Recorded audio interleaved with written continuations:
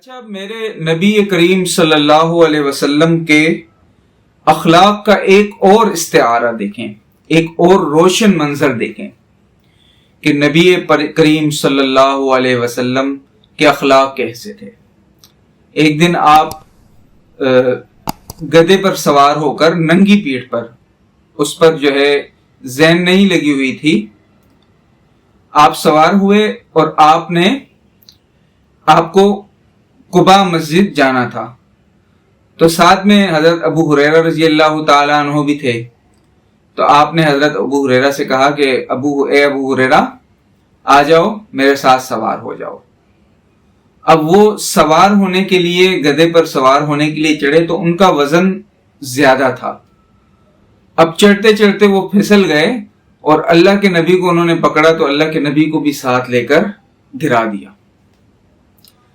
اب اللہ کے نبی دوبارہ کھڑے ہوئے اور دوبارہ جو ہے گدھے پر سوار ہوئے، پھر ابو ہریرہ سے کہا ابو ہریرہ آ جاؤ، میرے ساتھ سوار ہو جاؤ۔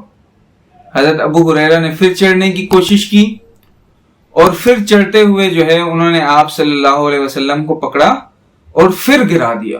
اللہ، 2 مرتبہ اللہ کے نبی کو گرا دیا، لیکن اللہ کے نبی کے ماتھے پر ایک شکن بھی نہیں آئی۔ کتنا عظیم اخلاق تھا، اپنے دوستوں کے لیے، اپنے پیاروں کے لیے بالکل ناگواری محسوس نہیں کی۔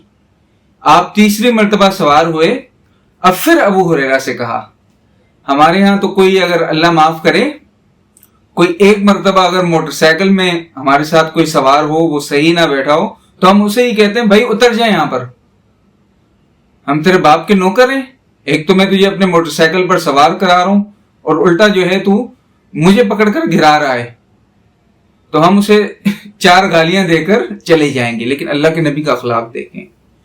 حضرت ابو ہریرہ سے تیسری مرتبہ کہا ابو ہریرہ آ جاؤ میرے ساتھ۔ اب حضرت ابو ہریرہ تھوڑے شرما گئے، انہوں نے قسم کھائی کہ یا رسول اللہ، مجھے اللہ کی قسم ہے کہ اب میں سوار ہو کر آپ کو نہیں گراؤں گا، نہیں، میں اب تیسری مرتبہ آپ کو نہیں گرانا چاہتا۔